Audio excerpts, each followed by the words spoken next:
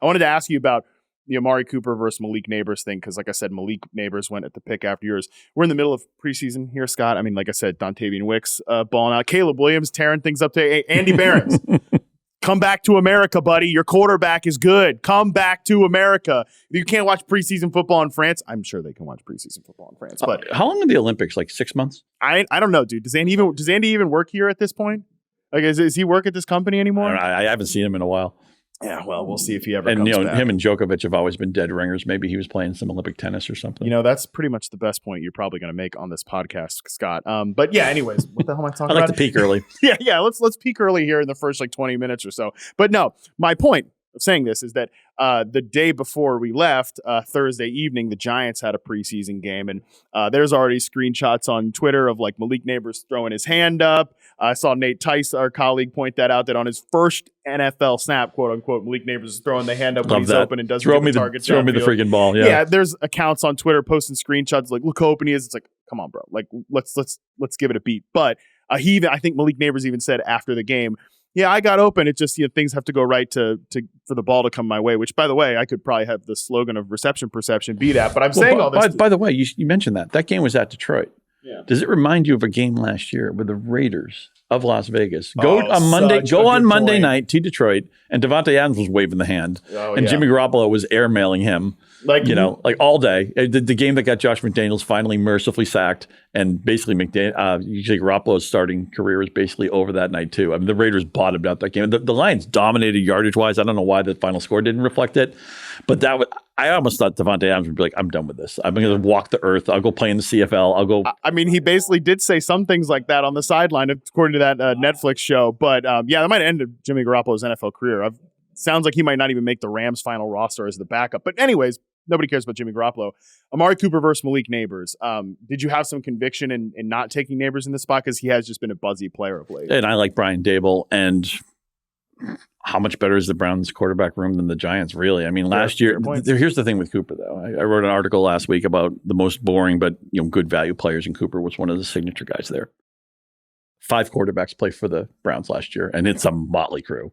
Deshaun Watson's a mess. That got Flacco off the couch. I mean, they have a bunch of other guys who will maybe never start another quarterback game in the NFL again. And Amari Cooper's quarterback proof. He does not care. He gets open. He produces, meshes well with Stefanski. And the thing with Cooper, and then I take Rashee Rice in the next round, maybe Cooper and Rice are soft, quote unquote, wide receiver 2s, but collectively they make like maybe a lesser wide receiver 2, but then a really strong wide receiver 3. It's like, the fingers individually, maybe they don't hurt you, but you put them together, you make a fist. That's the old Mike Krzyzewski quote. So I thought double tapping receiver. And also, I think with Rice, to pivot to Rice for a second, I think and I'm no lawyer or anything, but I think we're deep enough into his situation that I think if he is suspended, it may be kicked down the road to maybe next year. So, some people be like, I don't want to draft a guy with any suspension cloud over his head. I think Rice might be in the clear for 2024. So, yeah, does Cooper fit like a 3rd round pick? Is he as good as some of the guys who went early in the round?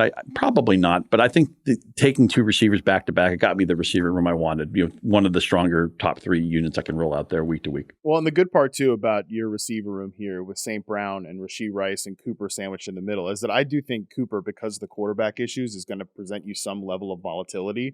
But I think Rashee Rice, if he's out there, is going to be a high weekly floor player. But you taking Rashee Rice in the 4th round does show a level of conviction that you think he's pretty clearly the wide receiver 1 in Kansas City. Yeah, I think he established that last year. And again, it's, this more than anybody. Receivers do different things. They added Worthy, deep threat. Marquise Brown on a prove-it deal, 1-year contract. He's going to run a lot of clear-out routes. Rice obviously will work underneath his room for all of these guys. But I think the target share has to favor Rice. So last year, we were banging the drum all in the first year. When they get steering to Rice, when can pick up this guy? When can we start him? When can we trust him? When can he become set and forget by the end of the year? And certainly in the playoff run, he had ascended to that. You see that so often with young players, right? They're almost like second-year players in the second half of the season. And so Rice became that circle of trust player for us down the stretch in the playoffs. And I see no reason why he can't build on that this year. At least do what he did in the second half last year and maybe be a little bit better. I know this player right now literally was just cut this weekend, but he does remind me so much of Juju Smith-Schuster early in his career, where I don't necessarily think he presents all the skills of the traditional outside number 1 receiver. But I learned this lesson with Juju in his second season, that just because he doesn't check all those boxes, if the rest of the surroundings are right, that player can be an extremely productive player in fantasy. And there's no better situation than being Patrick Mahomes' wide receiver, especially with those two clear out guys, as you mentioned, on the other side.